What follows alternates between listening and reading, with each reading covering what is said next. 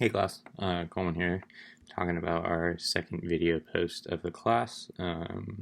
How, or we've seen Jesus as a special concern, for the poor, the marginalized, and the outcast. How can we follow Jesus' path? Who are the poor and marginalized today?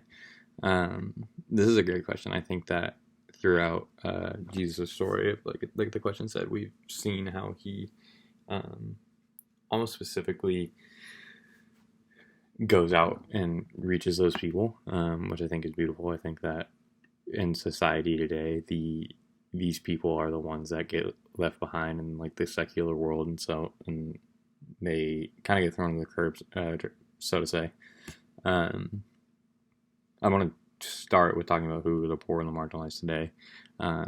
First thing that comes to mind, I think, for me personally, is our people experiencing homelessness. I went on a mission trip to LA, and we were serving people experiencing homelessness the whole week with junior high students, and um, the you just truly see how the system has kind of pushed them out, and it's really heartbreaking. And um, I think something and an example of how do we follow Jesus's path is one, going out and serving those people, helping those people, trying to talk with those people, just being ear to listen, just loving those people as Jesus would love them.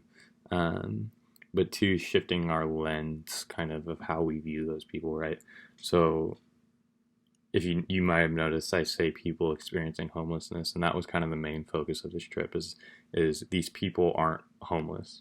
That is a title that the world has put on these people who don't have homes. Um, these people are simply experiencing something, and they're going through a really hard time. It might be a loss of a job. It honestly might be drugs, whatever it may be.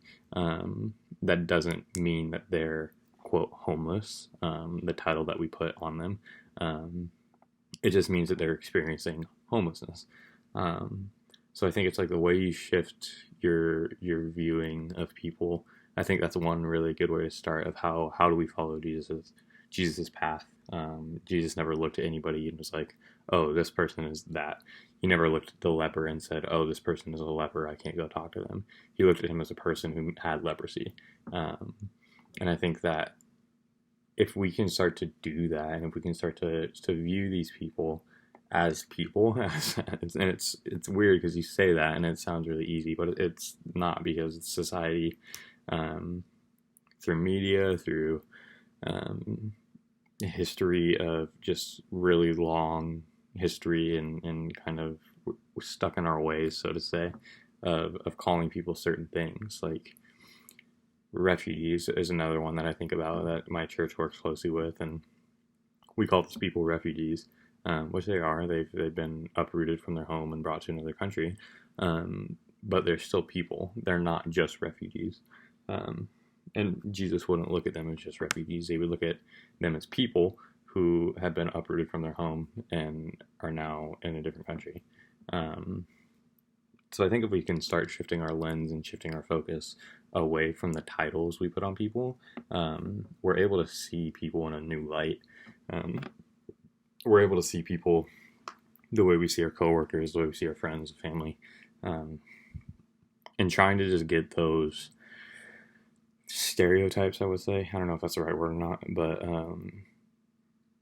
those preconceived notions about people out of our head. Now, that's again a really easy thing to say, but it's a hard thing to do because, like, again, there's a lot of history. There's just a lot of like self-taught things, and stuff that you don't even notice. Like, I've called people homeless for 20, 20 years of my life. I'm 22 now, and I look at them now as people experiencing homelessness.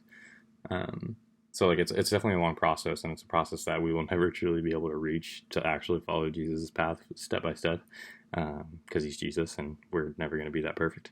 But it's something we need to strive for, and it's something we need to try for. Um, so I think if we can start doing that, we can start taking the titles off of people. We can just look at them how Jesus would look at them, as a person first, and a person that we can build a relationship with and love. Um, I think that's a really good start.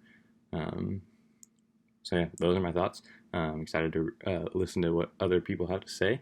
Hope you guys are having a great time.